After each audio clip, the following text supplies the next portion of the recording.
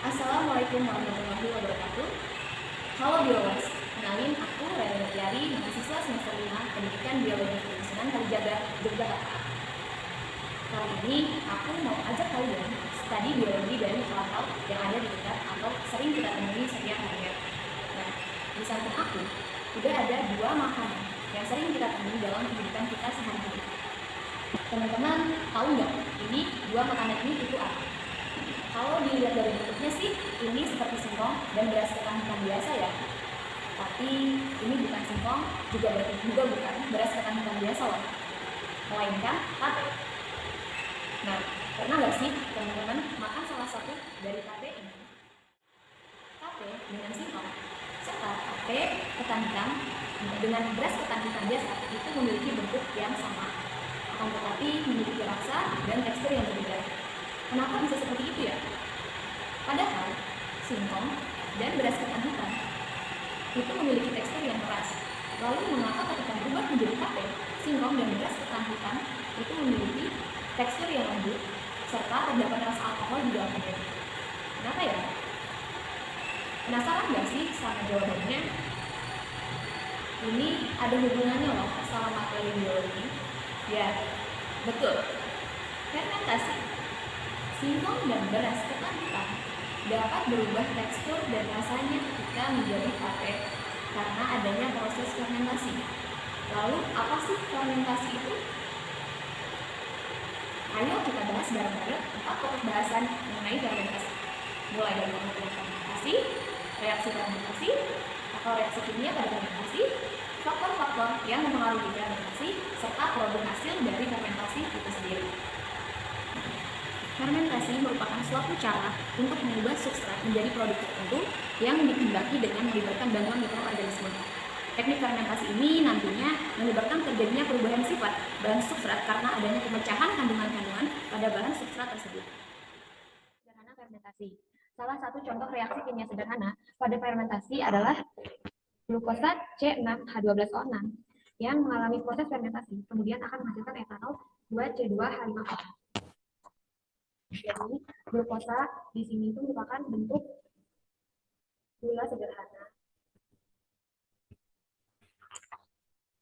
Gula sederhana yang melalui fermentasi, yang nantinya akan menghasilkan etanol, yang akan menghasilkan alkohol berupa etanol. Nah, etanol di sini ada 2C2H5OH. Contoh reaksi kimia sederhana dari fermentasi yaitu pada proses pembuatan tape. Nah, di mana tape ini berbahan dasar dari singkong yang dibantu proses fermentasinya menggunakan mikroorganisme atau ragi berupa Saccharomyces cerevisiae. Nah, ketika singkong ditambahkan ragi atau mengalami proses fermentasi menggunakan mikroorganisme Saccharomyces cerevisiae, nantinya dia akan mengubah glukosa yang ada pada singkong menjadi alkohol dan menghasilkan produk akhir berupa tape. Jadi, pada proses pembuatan tape, ragi akan memakan glukosa yang ada di dalam singkong sebagai makanan untuk pertumbuhannya. Sehingga singkong akan menjadi lunak, di mana nantinya akan membentuk tape. Oleh karena itu, tape memiliki tekstur yang lunak. Nah, kondisi tersebut nantinya juga akan membuat jamu ragi Saccharomyces cerevisiae ini merubah glukosa menjadi alkohol yang akan menyebabkan rasa pada singkong ini berubah. Faktor yang mempengaruhi fermentasi dalam proses fermentasi. Di antaranya yang pertama adalah keasaman atau pH, di mana keasaman atau pH yang baik bagi bakteri pada umumnya yaitu pH 4,5 sampai 5,5. Yang kedua, ada suhu yang optimal. Setiap mikroorganisme memiliki suhu optimalnya masing-masing untuk pertumbuhannya. Nah, yang ketiga, ada pengaturan oksigen yang diperlukan untuk memperbanyak atau menghambat pertumbuhan mikroba tertentu. Misalnya pada pertumbuhan ragi roti yang lebih optimal jika dalam keadaan aerobik atau membutuhkan oksigen. Nah, sedangkan pada fermentasi terhadap gula itu lebih cepat dengan keadaan anaerobik atau tidak membutuhkan oksigen. Kemudian ada waktu yang juga merupakan faktor yang menentukan berhasil atau tidaknya fermentasi. Nah, pada umumnya bakteri akan membelah setiap 20 menit, tetapi pertumbuhan tiap bakteri juga berbeda-beda sesuai dengan jenisnya. Lalu ada nutrisi yang juga sangat diperlukan sebagai sumber energi pada mikroorganisme saat melakukan fermentasi. Dan yang terakhir itu ada mikroba atau mikroorganisme. Mikroorganisme yang digunakan dalam proses fermentasi yaitu ada yang pertama, bakteri asam laktat atau bal yang menghasilkan asam laktat dalam proses fermentasi. Contohnya Lactobacillus, Streptococcus, Pediococcus. Yang kedua, ada bakteri asam propionat yang menghasilkan asam propionat pada fermentasi gula dan asam laktat. Contohnya ada Propionibacterium freudenreichi. Lalu yang ketiga, itu ada bakteri asam asetat yang menghasilkan asam asetat dengan mengoksidasi alkohol dan karbohidrat. Contohnya ada Acetobacterium silinum dalam pembuatan nata de coco. Yang keempat, ada hamir atau biasa kita kenal sehari-hari dalam sebutan ragi. Nah, hamir atau ragi ini menghasilkan alkohol dari fermentasi glukosa. Nah, contohnya itu ada pada tape tadi ya teman-teman, yang merupakan salah satu produk hasil dari fermentasi singkong menggunakan ragi jenis Saccharomyces cerevisiae. Kemudian yang kelima ada kapal, yang contohnya merupakan Aspergillus oryzae yang digunakan untuk fermentasi pada tempe. Lalu ada Rhizopus oligospora dan Penicillium roqueforti. Nah, produk hasil fermentasi ini banyak pada bidang pangan. Beberapa di antaranya ada oncom merah yang merupakan produk hasil fermentasi dari tahu yang kemudian dicampur dengan Neurospora pseudophila.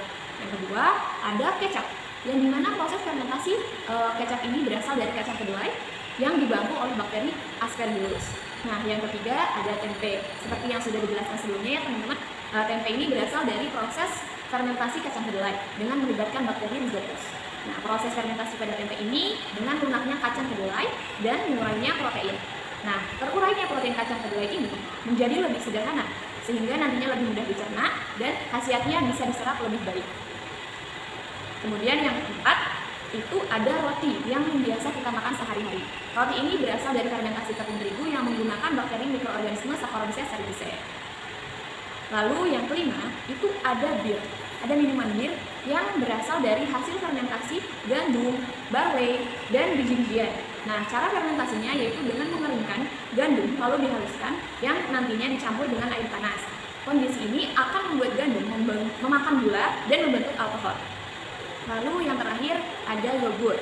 Nah, yogurt ini merupakan hasil fermentasi dari susu dengan menambahkan bakteri Streptococcus thermophilus dan Lactobacillus bulgaricus yang akan mengubah laktosa pada susu menjadi asam laktat. Nah, selain keenam contoh tadi, masih ada banyak contoh fermentasi lainnya.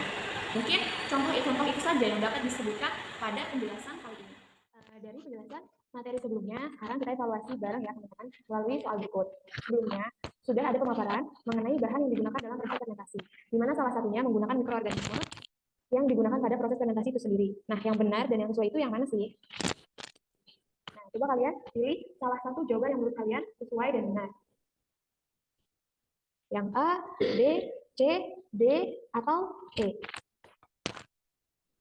Oke, ya teman-teman. Sekarang udah punya jawaban masing-masing ya. Jadi langsung aja kita bahas jawaban yang benar yang mana sih? Ya, jadi jawaban yang benar itu yang opsi A ya teman-teman. Di mana Rhizopus oryzae itu untuk proses pembuatan fermentasi pada tempe. Benar. Nah, kalau yang D ini Neurospora pseudophila itu bukan untuk pembuatan kecap, tapi untuk pembuatan oncom merah. Nah, kalau Acetobacter silinum itu untuk pembuatan dari nata de coco, bukan pembuatan oncom. Sedangkan yang D ini Saccharomyces cerevisiae juga salah. Dia ini bukan untuk pembuatan tempe, melainkan untuk pembuatan roti. Jadi roti-roti yang kita makan itu dibantu proses fermentasinya oleh mikroorganisme dari Saccharomyces cerevisiae. Nah, sedangkan Aspergillus oryzae ini bukan untuk pembuatan roti, karena tadi roti itu kan udah dibantu oleh mikroorganisme Saccharomyces cerevisiae. Jadi Aspergillus oryzae ini untuk proses pembuatan fermentasi pada kecap. Nah, jadi itu merupakan mikroorganisme yang membantu proses fermentasi dari produk yang dihasilkannya. Yang sesuai itu yang ini ya. Berarti teman-teman sudah bisa membedakan mikroorganisme yang mana yang sesuai untuk membantu proses fermentasi dari produk yang dihasilkan. Nah, jadi kita sudah bahas secara bersama-sama ya, teman-teman, mengenai hal-hal yang ada di sekitar kita yang berkaitan dengan fermentasi.